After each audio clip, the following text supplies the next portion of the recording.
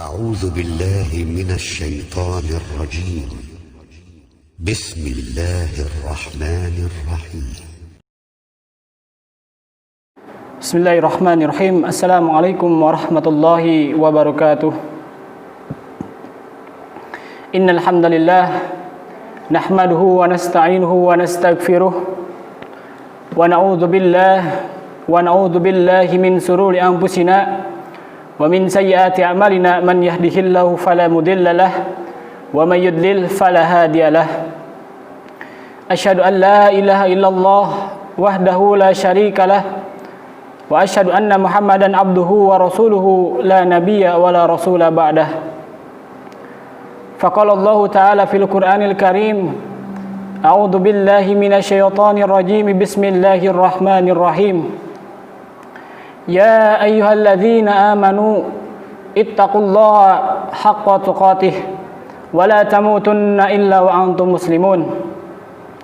فإن أصدق الحديث كتاب الله وخير الهدى هدى محمد صلى الله عليه وسلم وشر الأمور محدثاتها فإن كل محدثات بدعة وكل بدعة ضلالة وكل ضلالة في النار. Ayuhal kiram, mudah-mudahan dirahmati oleh Allah Subhanahu wa taala. Hendaknya kita bersyukur kepada Allah Subhanahu wa taala atas limpahan kenikmatan yang Allah Subhanahu wa taala berikan kepada kita. Di antaranya kenikmatan kita yaitu bisa berkumpulnya di makom, di majlis-majlis yang insya Allah diberkahi oleh Allah Subhanahu wa taala. Karena perlu kita ketahui, tidak semua orang yang bisa mendapatkan nikmat seperti ini, hadirin rahimakumullah. Hanya orang-orang yang dipilih oleh Allah Subhanahu wa taala untuk diberikan nikmat, hidayah, taufik, inayah dari Allah Subhanahu wa taala. Salawat dan salam mudah-mudahan selamanya tercurah limpahkan ke junjungan revolusi Islam sedunia, yakni habibana wa nabiyana wa rasulana Muhammad sallallahu alaihi wasallam. Taib, insyaallah jamaah, pada pertemuan kali ini insyaallah saya akan membahas salah satu tema bagaimana kita bisa mendapatkan jalan as-siratal mustaqim. Hadirin rahimakumullah, perlu kita ketahui bahwa hampir 5 kali dalam sehari kita selalu membacakan dalam surat Al-Fatihah, ihdinas siratal mustaqim siratal ladzina an'amta alaihim ghairil maghdubi alaihim waladdallin. Ihdinas siratal mustaqim, berikanlah kami jalan yang lurus. Siratal ladzina an'amta alaihim, yaitu jalan yang dimana orang-orang di sana diberikan an'amta alaihim, kenikmatan kepada mereka. Ghairil maghdubi alaihim, dan bukan jalan-jalan yang diberi kesesatan, waladdallin, dan bukan pula orang-orang jalan yang diberikan kesesatan di dalamnya oleh Allah Subhanahu wa taala. Hadirin rahimakumullah, as-siratal mustaqim menurut Ibnu Katsir rahimahullahu taala ada beberapa judul atau ada beberapa tema.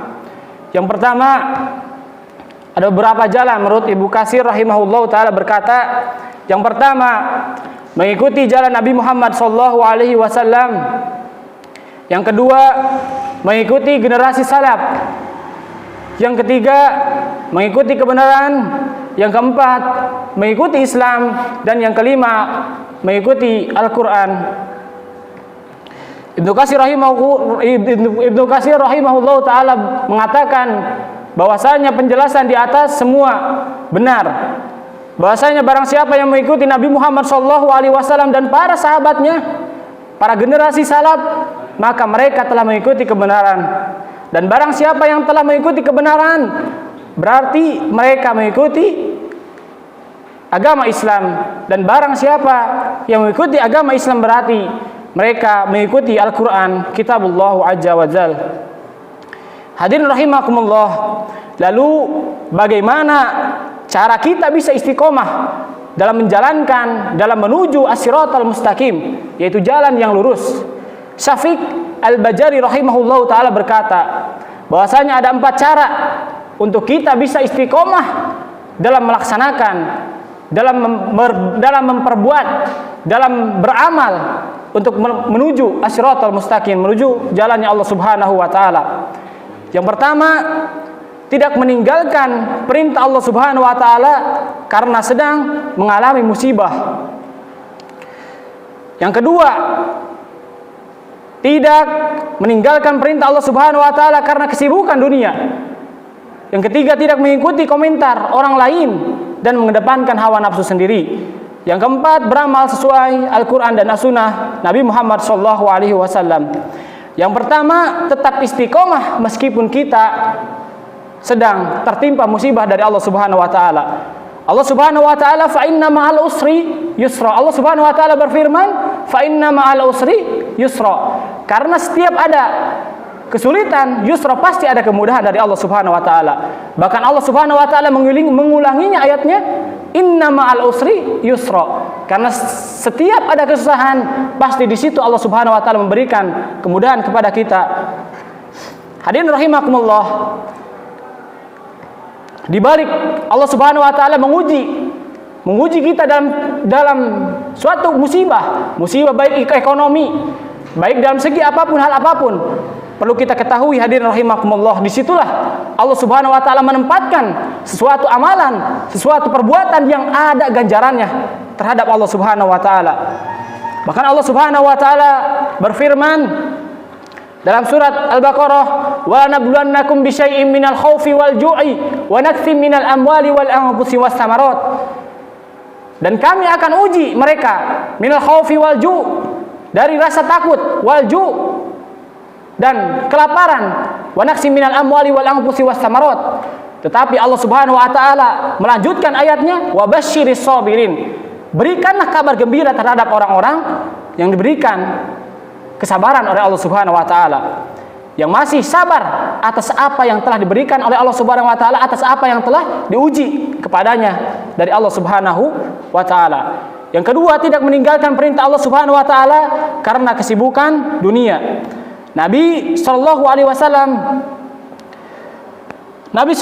wasallam pernah menceritakan tentang salat pada suatu hari di mana beliau bersabda, man hafadha 'alaiha kanat lahu nuran wa burhanan wa najatan yaumal qiyamati wa man lam yuhafid 'alaiha lam yakun lahu nuran wa burhanan wa najatan yaumal qiyamati.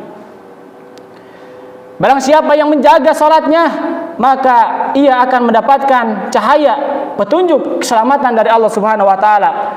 Dan barang siapa wa man lam yuhafid minhu, dan barang siapa yang tidak menjaga salatnya, maka Allah Subhanahu wa taala tidak akan memberikan cahaya petunjuk keselamatan baginya pada hari kiamat.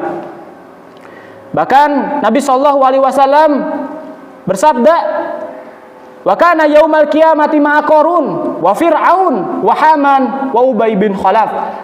Bahkan kata Nabi Muhammad SAW, barang siapa yang tidak menjaga salatnya, maka mereka akan dikumpulkan pada hari kiamat dengan Fir'aun, Haman, Ubay bin Khalaf, dan Qarun. Hadirin rahimakumullah, Ibnu Qayyim rahimahullah ta'ala berkata dalam kitab As-Sirah wa Hukmu Tarikihi, halaman 37 sampai 38 mengenai hadis di atas, yaitu siapa yang sibuk dengan hartanya sehingga meninggalkan salatnya, maka ia akan dikumpulkan dengan Qarun. Dan barang siapa yang sibuk dengan kerajaannya sehingga mereka melalaikan salatnya, maka ia akan dikumpulkan dengan Fir'aun. Dan barang siapa yang sibuk dengan perdagangannya sehingga mereka melalaikan salatnya, maka ia akan dikumpulkan dengan Ubay bin Khalaf. Yang ketiga, tidak mengikuti komentar orang lain dan mengedepankan hawa nafsu sendiri. Rasulullah sallallahu alaihi wasallam bersabda, "Man ittamasa ridha Allah bi sakhati nas wa kaffahu Allahu ilan mu'natan nas. Wa man ittamasa min ridho an-nas bi sakhatillah wa kallahu Allahu ilan nas. Barang siapa yang mencari keridhaan Allah Subhanahu wa taala sedangkan saat manusia tidak suka, maka Allah Subhanahu wa taala akan mudahkan dia dari beban dunia. Dan barang siapa wa man ittamasa min ridho an-nas bi sakhatillah, dan barang siapa yang mencari keridhaan manusia bi sakhatillah sedangkan Allah Subhanahu wa taala murka atas perbuatannya, maka Allah Subhanahu wa taala akan biarkan dia bergantung pada orang lain. Nauzubillahi min zalik. Hadis riwayat Tirmizi. Yang keempat, beramal sesuai Al-Qur'an dan As-Sunnah Nabi Muhammad sallallahu alaihi wasallam. Allah Subhanahu wa taala berfirman, "Wa ma atakumur rasulu fahuduhu wa ma nahakum anhu fantahu wattaqullaha innallaha syadidul iqab."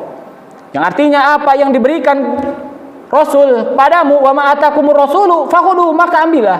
Wa ma nahakum, dan apa-apa yang telah dilarang oleh Rasulullah sallallahu alaihi wasallam, fantahu, maka tinggalkanlah.